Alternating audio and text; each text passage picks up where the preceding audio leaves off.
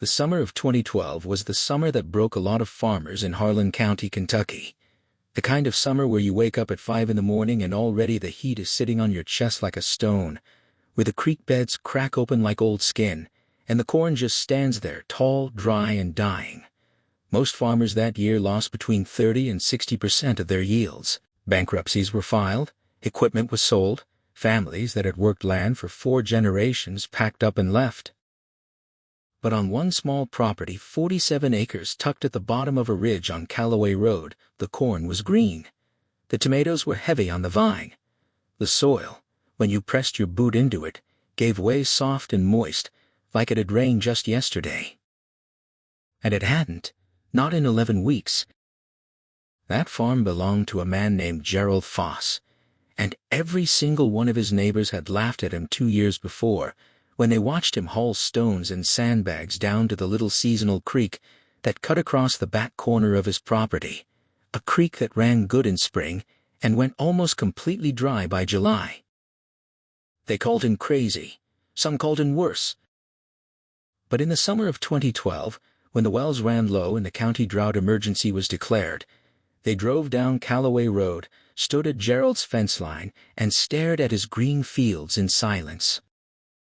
This is the story of what Gerald Foss understood, and what most of us have never been taught about water, land, and the difference between farming with nature and farming against it. Gerald Foss was not a man who had studied agriculture at university. He had a 2-year technical diploma in diesel mechanics and had inherited the farm from his uncle at age 34 with no particular plan for it. For the first 3 years, he farmed the way his neighbors farmed, tilling deep, applying chemical fertilizers, and depending entirely on rainfall and a shared groundwater pump connected to an aging well at the northeast corner of the property. It worked mostly. Good years were decent, bad years were rough. There was never much margin. The seasonal creek at the back of his property, locals called it Dry Branch, which tells you everything was treated as a nuisance. It flooded across roughly 4 acres of low-lying ground every March and April, making that section of the field unworkable until May. Most farmers with similar creeks had them straightened, channeled, or piped underground to reclaim the acreage. Gerald had plans to do the same. He even got quotes from a drainage contractor. Then, the winter before he was going to move forward, he read a single article in a small farming magazine, a profile of a rancher in New Mexico who had turned a degraded, drought-prone property around using something called a rock check dam, a series of simple stone structures built across a seasonal wash designed not to stop water, but to slow it down. Gerald read the article 3 times. Then he drove to the county library and spent 4 Saturdays reading everything he could find about watershed management, soil hydrology, and water retention earthworks. What he learned changed the way he saw his entire farm. Here is something most people do not know, and it is worth pausing on, because understanding it changes how you see every piece of land you ever walk across. When rain falls on bare, compacted soil, the kind you get on heavily tilled farmland, something between 60 and 80% of that water runs off the surface. It does not soak in. It moves. It collects in low points, gathers speed, and flows toward the nearest channel, a creek, a ditch, a drainage pipe, and it leaves your property. It takes topsoil with it. It takes dissolved nutrients. It creates erosion gullies, and then it is gone. The same rain falling on land covered in deep-rooted vegetation, grass, shrubs, woodland soaks in at a dramatically higher rate. The roots create channels and pores in the soil. The organic matter at the surface acts like a sponge. The water goes down instead of across. When water goes down, it recharges something called the soil moisture reserve, the water held between soil particles that plant roots actually drink from. Deeper still, it recharges the groundwater table, the underground reservoir that wells tap into. On a heavily tilled, exposed farm, the soil moisture reserve is thin and fragile. A few weeks without rain and it collapses. The water table drops. Wells begin to run low. Plants stress, then fail. On land where water has been captured and allowed to infiltrate slowly, land where the water's exit has been slowed, The soil moisture reserve is deep and resilient. It acts as a buffer. 2 weeks without rain means very little, because the reservoir is full. Gerald Foss had on his property a creek that ran hard for 6 weeks every spring and then dried up. For most farmers, that's 6 weeks of flooding annoyance followed by 10 months of irrelevance. But Gerald now understood something different. That creek was carrying away thousands of gallons of water every single day during those 6 weeks, water that, if slowed and directed into the soil, could replenish the underground moisture reservoir beneath his fields and keep them alive through summer. All he had to do was slow it down. A rock check dam is one of the oldest water management tools in human history. You can find versions of it used by ancient farmers in Yemen, in the American Southwest, in the terraced hillsides of Peru. The principle is almost embarrassingly simple. You stack rocks across a seasonal water channel, creating a low barrier, usually no more than a foot or two tall, that forces the water to slow down, spread out, and settle before it continues downstream. The water does not stop. It ponds briefly behind the dam, then flows over or around it. But during that ponding, two things happen. Silt settles out of the water column and begins building soil on the stream bed, and water pressure against the banks and bed drives infiltration, the slow downward migration of water into the subsurface. A single well-placed check dam can increase soil moisture levels measurably in the surrounding land for up to 50 or 60 feet on either side of the channel. A series of check dams, spaced every 20 to 30 feet along a 100-yard stretch of creek, can collectively retain tens of thousands of gallons of water during a seasonal flow event, water that would otherwise have run off your property within hours.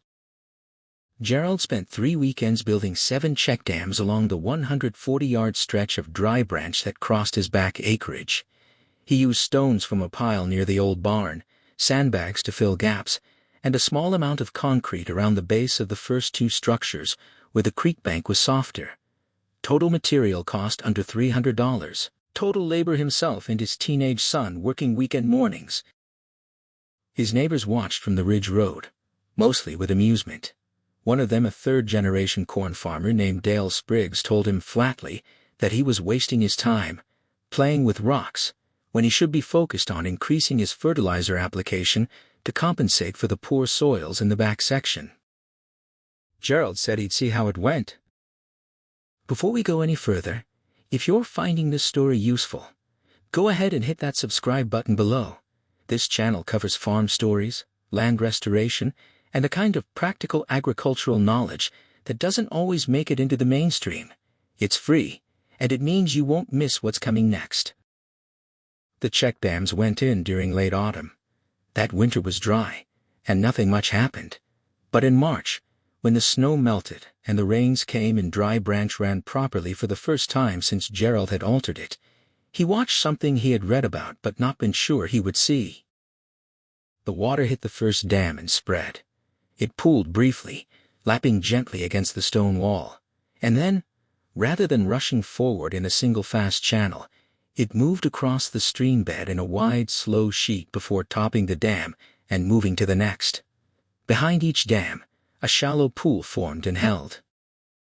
Within 48 hours of the creek first running, Gerald walked the back section of his field, the 4 acres that normally flooded, and became unworkable, and noticed that while there was surface moisture, the flooding was far less severe than in previous years.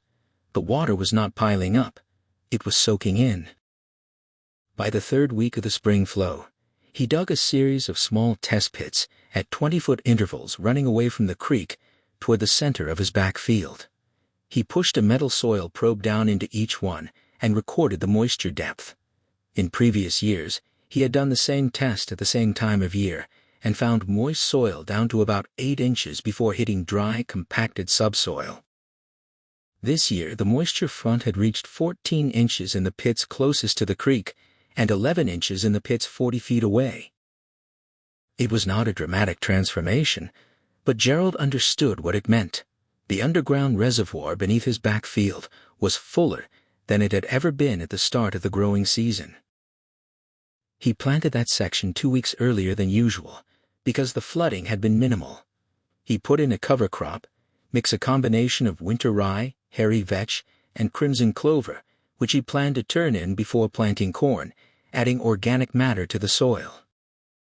When May came and the creek ran dry as always, Gerald's fields looked much like everyone else's. The difference would not become visible until August. Let us take a moment to go deeper into what Gerald's check dams were actually doing, because it touches on some genuinely fascinating soil science that most people, including many farmers, have never been fully explained. Soil water exists in several forms. There is gravitational water, the water that moves through soil under gravity after heavy rain, filling large pores temporarily before draining away. This is the water that causes flooding and runoff. Then there is capillary water, water held in the tiny pores between soil particles by surface tension.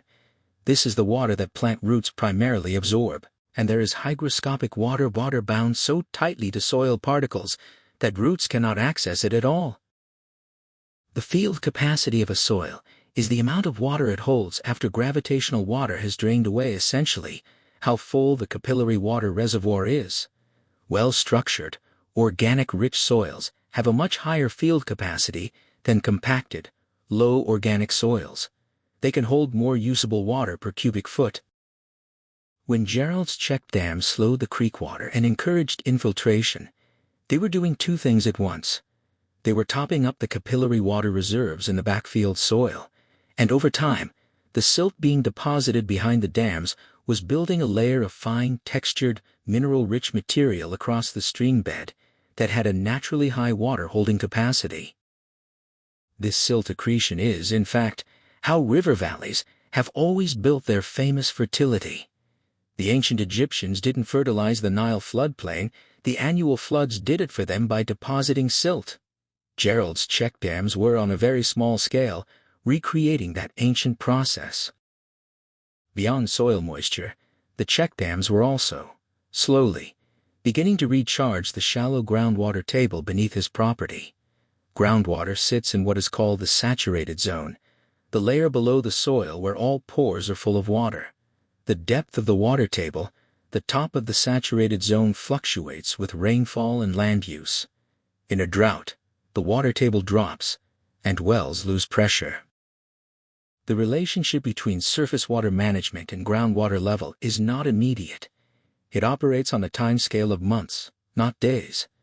But over the 2 years between Gerald building his dams and the drought of 2012, the slow season-by-season recharge of his property's water table had moved the needle. Not dramatically, but enough. The drought of 2012 hit the central Appalachian farming region like a hammer in late June. It had been dry since early May, but June brought temperatures above 95 degrees Fahrenheit for 11 consecutive days, and what little subsoil moisture farmers had was rapidly depleted by both evaporation and crop demand. By the second week of July, Dale Spriggs corn was showing the first signs of heat stress, leaves rolling lengthwise to reduce surface area, a defensive response that also reduces photosynthesis and ultimately damages the ear development at the critical pollination stage. His well pressure had dropped noticeably. Across the county the story was the same. The county extension office recorded the lowest average topsoil moisture levels since measurements had begun in 1988. Gerald's back 40 was not immune to the drought. His plants showed some leaf roll on the hottest afternoons, but in the evening, as temperatures dropped, they recovered, which is the sign that moisture is still available in the root zone, that the stress is heat-related rather than water deficit. The difference to a trained eye is unmistakable. His topsoil moisture probe readings, taken on the same day that Spriggs' corn began to fail, showed moisture down to 9 inches in the center of the field and 13 inches in the back section near the old creek bed. Not luxurious by any measure, but workable, survivable. The corn made it to tassel in reasonable condition. Pollination succeeded. The ears filled. Gerald's final yield that season was 61 bushels per acre on the back section, well below his target of 90, but against a county average that year of 32 bushels per acre, and against Spriggs' complete loss of the bottom section of his farm, it was extraordinary. More importantly, His well held.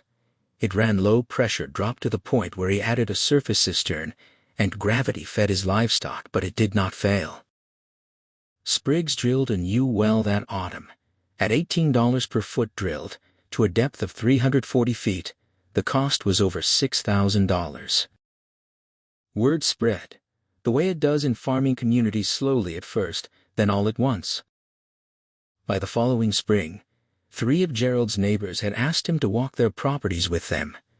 He spent a Sunday afternoon with each of them, creek boots on, looking at how water moved across their land, identifying the natural drainage channels, discussing where check dams might slow it down, and where swales, shallow, level-bottom trenches cut along contour lines, might spread infiltration further across the slope. He was not an expert. He was careful to say so. He pointed them toward the same resources he had found the Natural Resources Conservation Service publications on stream management, the work being done by watershed restoration organizations in their region, the university extension bulletins on dryland farming techniques. But what he had, that the publications could not give them, was proof. He had 47 acres of green in a county that had gone yellow. He had numbers, yield, data, well pressure logs, soil moisture readings taken over 2 years. He had a body of evidence that small-scale water retention earthworks, built with materials most farms already have, at a cost most farmers can absorb, can meaningfully change the hydrology of a small property. 2 of his neighbors installed check dams that spring. A third built a series of contour swales on his hillside fields using a rented tractor and a simple A-frame level he made himself from scrap lumber and a hardware store bubble level. The total cost of materials for the swales was under $40.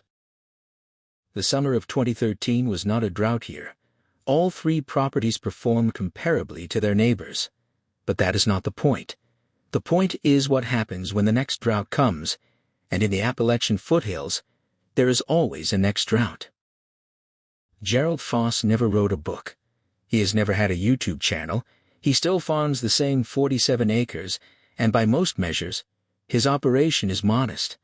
He is not wealthy. He still hauls hay the same way he always did. But what he understood, and what his story teaches, is something that goes beyond check dams and creek beds. Modern industrial agriculture has for a century been engaged in a particular relationship with water. Move it away fast. Tile, drain the fields, channel the creeks, lower the water table so you can till in spring without bogging equipment, get the water off and out, and then pump water back in through irrigation when crops need it. The logic, at the scale of a single season, is defensible. Drainage speeds up field access. It makes planting timely. It prevents root diseases caused by waterlogging. But the systemic consequence, played out over decades across millions of acres, has been the progressive dehydration of agricultural landscapes. Water tables across the Midwest have dropped significantly. Seasonal wetlands have been drained. The natural sponge that once buffered landscapes against both floods and droughts has been dismantled, one drainage tile at a time. What Gerald did was simple. He stopped trying to manage water away and started trying to keep it. This is not a new idea.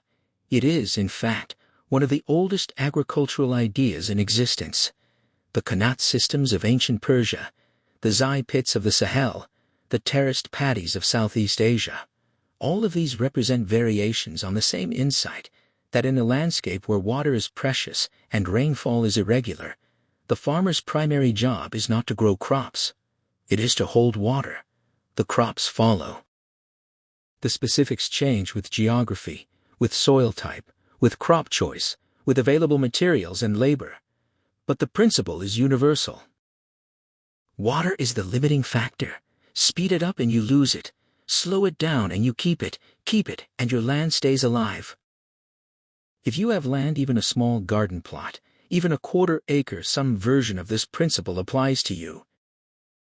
The simplest form is a rain garden, a shallow depression planted with deep-rooted native plants, sited in a low point in your yard where runoff naturally collects.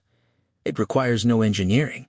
It captures stormwater, allows it to infiltrate, and reduces runoff from your property.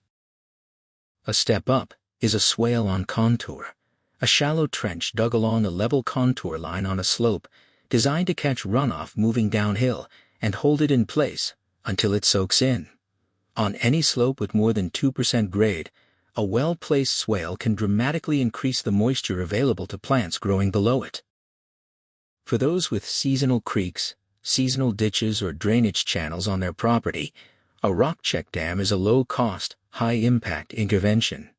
The USDA Natural Resources Conservation Service publishes detailed installation guidelines at no cost. Many counties have cost-share programs that will partially fund water retention structures on private farmland as part of watershed restoration initiatives. None of this requires significant capital.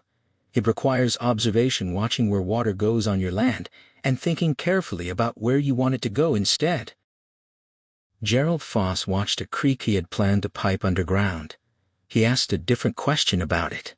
That question, and 3 weekends of moving rocks, changed what his farm became.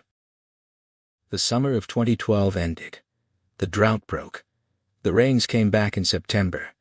Dale Spriggs replanted his failed bottom section that fall with a winter cover crop, and the following year his yields came back, though not to where they had been before. He and Gerald still farm adjacent land. They share equipment occasionally. Spriggs installed 3 check dams on his back drainage channel in 2014 with Gerald's help. He has not talked much about it publicly. But in the dry weeks of late July, when the forecast shows nothing but sun for 10 more days, and the county extension office starts updating its drought monitor page, Spriggs walks his backfield a little differently now. He digs a soil probe in, pulls it out, and checks the depth of the moisture line.